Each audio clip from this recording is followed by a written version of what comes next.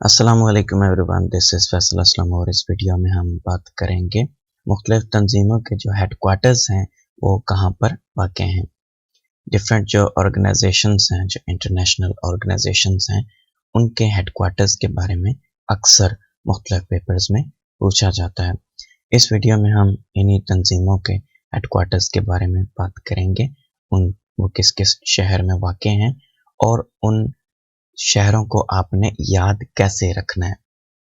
मुख्तलिफ जगहों पे आपको मिल जाएंगे इन तंजीमों के हेडक्वार्टर्स, लेकिन उनको याद रखना प्रॉब्लम होती है। इतने सारे जो हेडक्वार्टर्स हैं जो इम्पोर्टेंट हैं उनको याद रखना प्रॉब्लम होती है।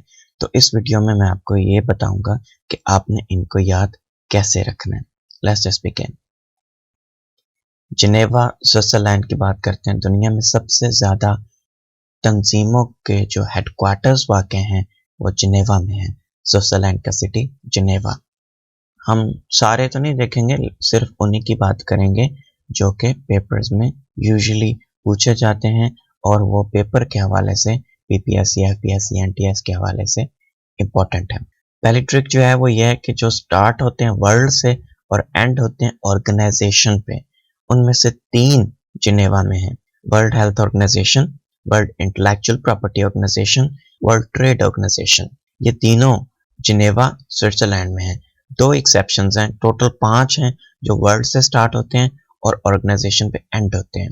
इन 5 में से 3 जो हैं वो जिनेवा में हैं, 2 जो हैं वो जिनेवा के अलावा हैं और उनमें से 2 जो एक्सेप्शंस हैं उनमें से एक ही इम्पोर्टेंट है, वर्ल्ड टूरिज्म ऑर्गेनाइजेशन, और वो मैड्रिड में है, स्पेन में।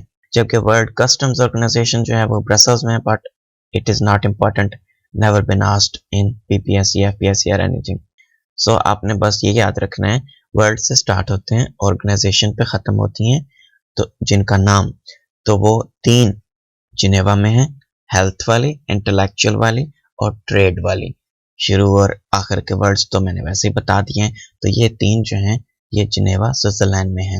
इंटेलेक्चुअल प्रॉपर्टी ऑर्गेनाइजेशन वो है जो आपकी किसी ज़हनी इख्तराह को रजिस्टर्ड करती है। यानी कि आपने कोई चीज़ सोची, कोई आइडिया सोचा, कोई मशीन, कोई नई चीज़ आपने इजाद की है, तो आपको आपके नाम पे उसको पेटेंट करती है। उसके बाद आते हैं जिन ऑर्गेनाइजेशंस के नाम इंटरनेशनल से स्टार्ट होते हैं, ऑर्गेनाइजेशन पे ख़त्म होते हैं, उनके हेडक्वार्टर्स भी जिनेवा में हैं। International standardisation organisation and international labour organisation, ISO and ILO, इनके बारे में यूजुअली पूछा जाता है। तो इन दोनों के हेडक्वार्टर्स भी जिनेवा में ही वाक़ हैं। एक और भी है जो इंटरनेशनल से स्टार्ट होती है, ऑर्गेनाइजेशन पे ख़त्म होती है, but is not important according to paper point of view. उसके बाद एक लाइन याद कर लें, sir Aga Khan studied economics in Geneva Switzerland. तो वर्ल्ड इकोनॉमिक फोरम जो है, आगा खान स्टडीड इकोनॉमिक्स, मैंने ये फैक्ट नहीं लिखा, आगा खान ने वहाँ तालीम हासिल की नहीं की, डजंट मैटर, सिर्फ याद रखने की हद तक कि economic forum, world economic forum जो है वो जिनेवा में है और आगा खान फाउंडेशन जो है वो भी जिनेवा में है। सो आपने ये लाइन याद रखनी है, sir Aga Khan studied economics in Geneva, world economic forum and Aga Khan foundation both are in Geneva Switzerland, इनके हेडक्वार्टर्स। उसके बाद आते हैं यूनाइटेड नेशंस। यूनाइटेड नेशंस के जो 6 मेन ऑर्गन्स हैं, general assembly, security council, economic and social council, trusteeship council, UN secretariat और international court of justice. इनमें से जो पहले 5 हैं वो न्यूयॉर्क में, सिंपल स्ट्रेट फॉरवर्ड न्यूयॉर्क। आखिरी जो है इंटरनेशनल कोर्ट ऑफ जस्टिस वो द हाग में है। ये दुनिया का वाहिद सिटी है जिसके नाम के साथ द लगता है, द हाग, नेदरलैंड्स। 5 न्यूयॉर्क में और छठा एक ही है जो द हाग में। अब इनके आपने तरतीब कैसे याद रखनी है, एक पेंडू सा तरीका बताता हूँ। जनरल असेंबली से आप एक दुकान समझ लें, आपने एक गांव के अंदर एक दुकान स्टैब्लिश की है, फिर आपने उसकी सिक्योरिटी का कोई बंदोबस्त किया, उसको ताला शाला लगा दिया है वो दरवाजे के बाहर। उसके बाद आपने अब उस दुकान को इकोनॉमिक के उसूलों के तहत चलाना है, यानी कि पैसे शैसे के अकॉर्डिंग, ठीक है। सोशल, आपने एक अपना जो सर्कल है वो बनाना है, तभी लोग आपकी दुकान पे आएंगे, खरीदेंगे कोई चीज़। कोई आपको जानता ही नहीं होगा तो फिर आपकी दुकान इतनी नहीं चलेगी। लोग आपको जानेंगे, पहचानेंगे, तो फिर आपकी दुकान अच्छी खासी उस मोहल्ले में, उस गांव में चल निकलेगी। उसके बाद आपका एक ट्रस्ट डेवलप हो गया है, आपका जो सोशल सर्कल है उसके अंदर आपका ट्रस्ट डेवलप हो गया है, तो फिर आपकी दुकान जो है वो बढ़ जाएगी, बड़ी हो जाएगी। अब एक के बजाय 2, 3, 4 और दुकानें बना लोगे, और उन दुकानों को का जो इंतज़ाम है वो चलाने के लिए आप एक सेक्रेटरी रख लोगे, ठीक है, यूएन सेक्रेटेरिएट।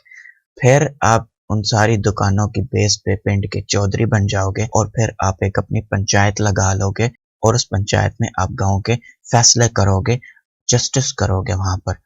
तो जनरल असेंबली दुकान है, उसकी सिक्योरिटी आपने की, सिक्योरिटी काउंसिल, फिर आपने उसकी इकोनॉमिक्स के अकॉर्डिंग उसको चलाया, सोशल सर्कल अपना बनाया, इकोनॉमिक एंड सोशल काउंसिल, आपका एक ट्रस्ट बन गया, ट्रस्टीशिप काउंसिल। फिर आपने 2-4 सेक्रेटरी रख लिए, यूएन सेक्रेटेरिएट, और फिर आप पिंड के चौधरी बन के वहां पर जिरगा आपने कायम कर लिया, आप पंचायत कायम कर ली, आप लोगों के फैसले करने लगे, तो इंटरनेशनल कोर्ट ऑफ जस्टिस। ये 6 ऑर्गन याद रखने की छोटी सी मामूली सी नन्ही मुन्नी बच्चों वाली ट्रिक है। यूनाइटेड नेशंस के जो और हेडक्वार्टर्स हैं, जो इनकी स्पेशलाइज्ड एजेंसीज हैं, वो जो 6 मैंने बताए वो ऑर्गन्स हैं। उसके अलावा भी यूनाइटेड नेशंस के अंडर मुख्तलिफ स्पेशलाइज्ड एजेंसीज हैं, तो उनके देखते हैं। Rome is the most ancient city, and food and agricultural are also the most ancient things in the world. खाना पीना और खेती बाड़ी दुनिया की सबसे पुरानी जो दस्तकारी है, हाथ से काम करने वाले काम है। और रोम जो है इसको इटर्नल सिटी कहा जाता है, मतलब ये एक अब्दी शहर है और बहुत लंबे सालों से ये आबाद है।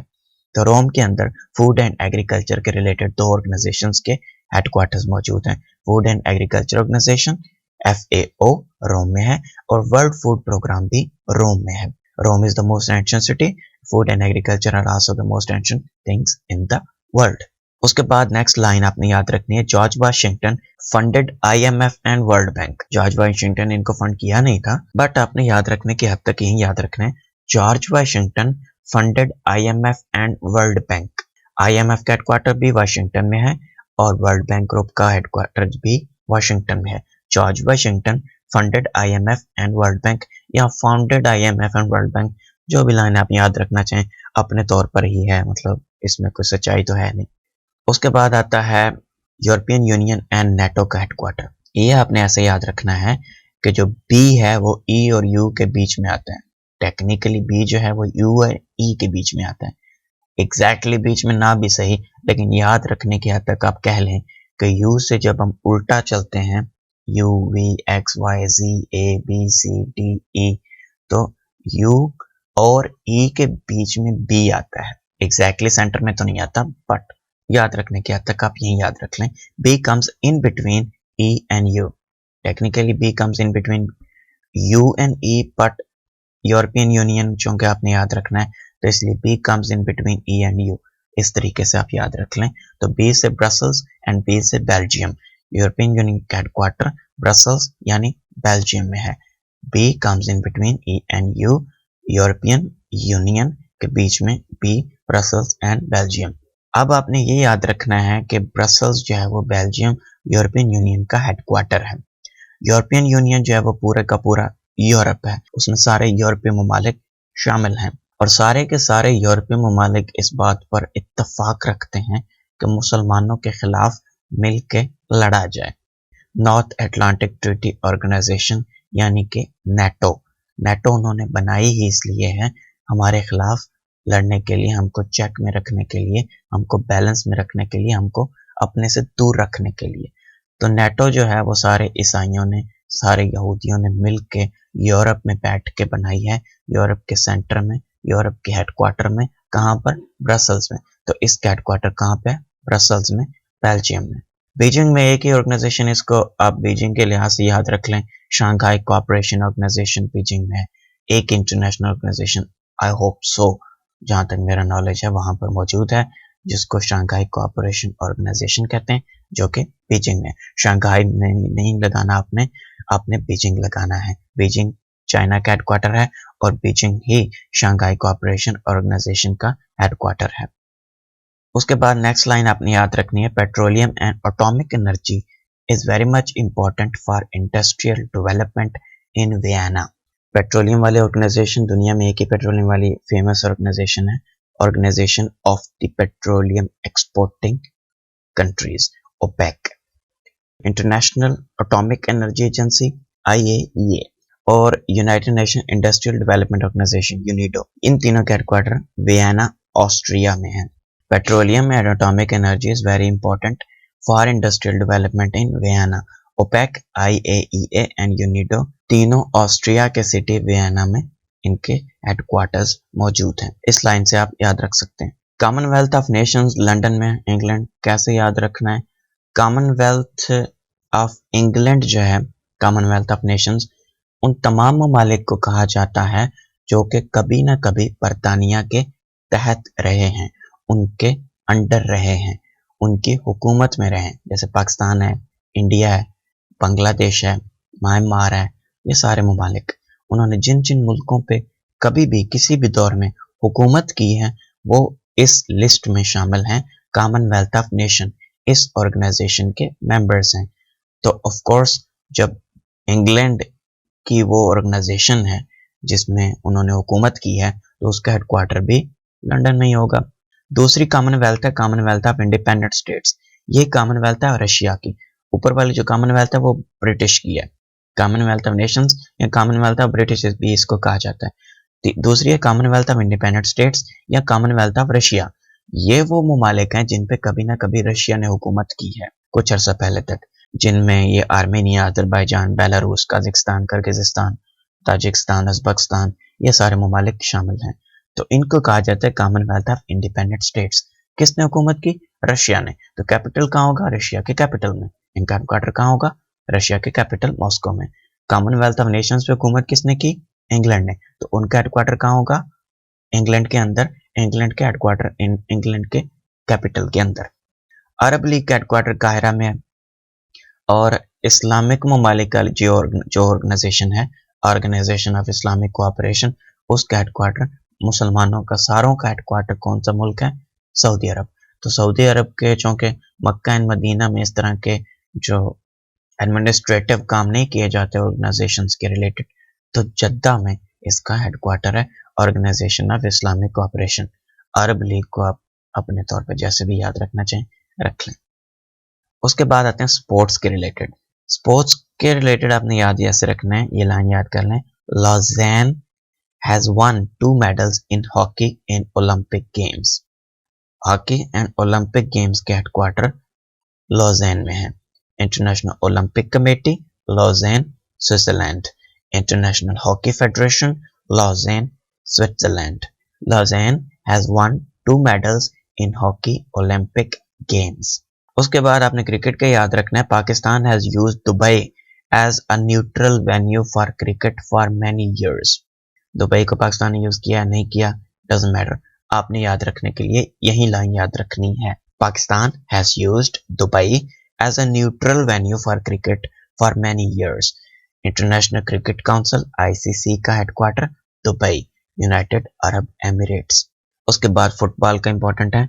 Football is loved by all the people from A to Z। A से Z तक सारे लोग फुटबॉल को पसंद करते हैं। तो Z से ज्यूरिख, और ज्यूरिख है स्विट्जरलैंड में।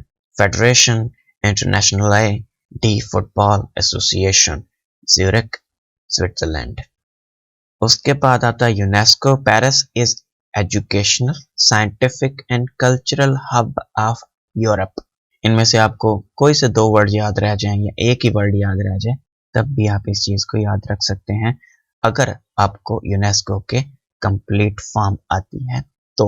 United Nations educational, scientific and cultural organisation, जिसको आमतौर पर यूनेस्को कहा जाता है, इसका हेडक्वार्टर पेरिस में है, फ्रांस में। Paris is educational, scientific and cultural hub of Europe. Children are safe in New York, UN assured। UN ने, यूनाइटेड नेशंस ने इस बात की अश्योरिटी दी है कि चिल्ड्रन जो हैं वो न्यूयॉर्क में सेफ हैं। तो यूनाइटेड नेशंस के जो चिल्ड्रन इमरजेंसी फंड है, यूनिसेफ जिसको कहा जाता है, उसका हेडक्वार्टर न्यूयॉर्क में है, इस लाइन को अगर आप याद रख लें तो आपको इजीली याद रह जाएगा।